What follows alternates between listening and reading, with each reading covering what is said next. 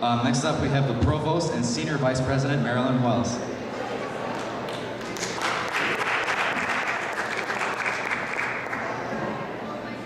Good afternoon, everyone. So nice to be here and have another opportunity to hear what you have to say and share what we're doing. President Davenport talked about our university's 6 new strategic directions. 2 of them that pertain particularly to students is enhancing student retention and completion, as well as elevating faculty distinction and academic achievement. So I'm going to kind of touch on 2 of those, but most importantly highlight achievements with and where we're going with our academic master plan, which I think most of you are familiar with and have participated in the process and so forth. One of the cornerstones of the academic master plan was to look at our academic degree programs. What do we have and what do we need to be bringing on board for what students are interested in majoring in today and for the careers of the future? One of the new degree programs that we're in the process of bringing forward this year is our degree program in computer science. We have information technology, we have management information systems, but we're looking at computer science, and we're well on the path of bringing that forward.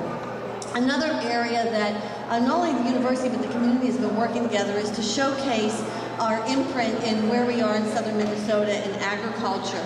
And so we're looking at launching a new institute for agriculture, food, and natural resources, a new degree program which would bring together the many facets of agriculture, the science, the business, the technology aspects of it, and a new minor in agriculture. So regardless of your major, you can minor in agriculture as well.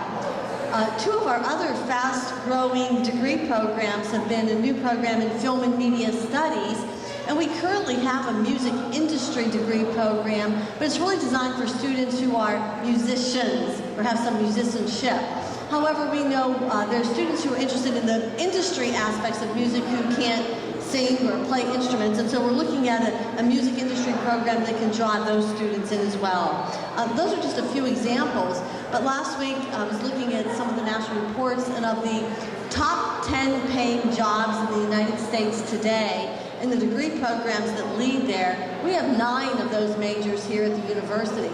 And if you look at the top 20 hottest and highest paying career, we have degree programs in 16 of those top 20. So we're continually keeping an eye on those kinds of things.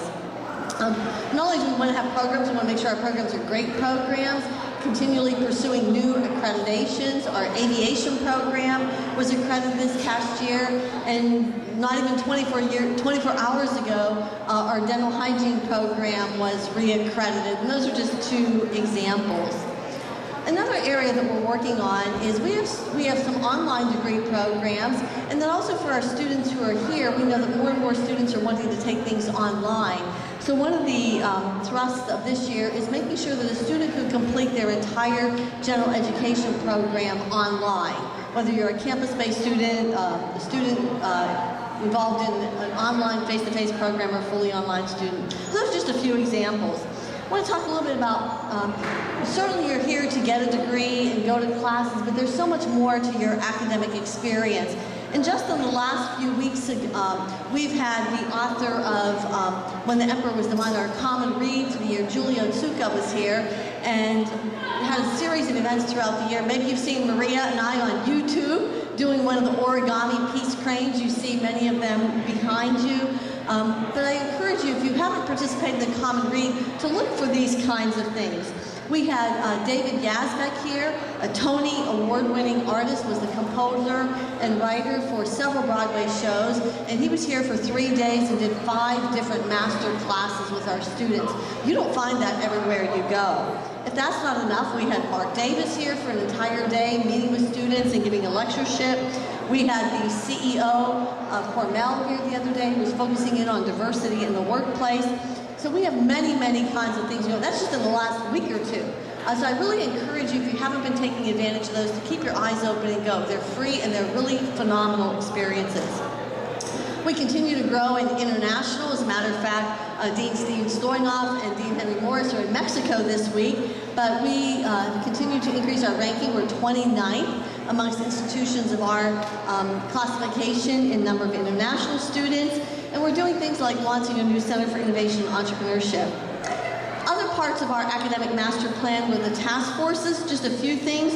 President Davenport said we're going to be launching a university-wide advising model this year to better coordinate and align our advising so that all students can get excellent advising around the year.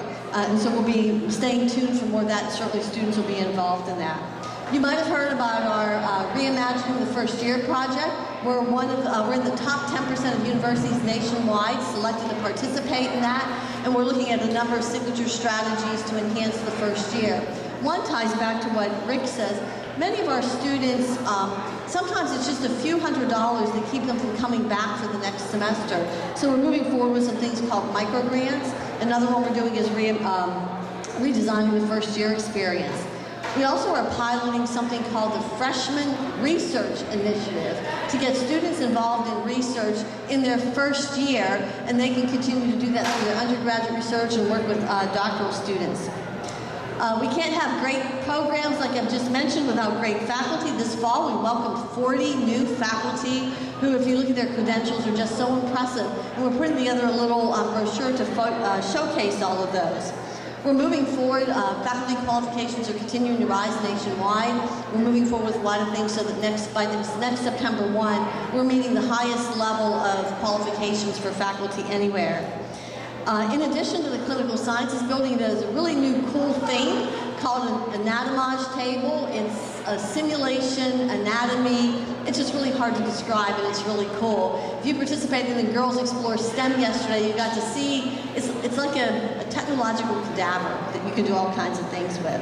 I'll just share a few other things. We are also staying tuned. We want to serve our students today. We want to serve our students of tomorrow and our future students. We're very deeply involved in the transfer pathways, so the students who wish to complete an associate degree and then come here. And we're also looking forward with, many of you have probably taken college level coursework in high school, concurrent enrollment. A lot of changes happening there, and we're at the forefront of that. David, Judith, and I are working together on that. And I know many of you have opportunities through your majors to participate in some of these things like Girls Explore STEM, engineering days, meet the accounting firm days. In 5 minutes, those are just a few things. We have so much going on. We couldn't do it without you. We continue to look for your participation and ideas on what you'd like to see more of. So thank you.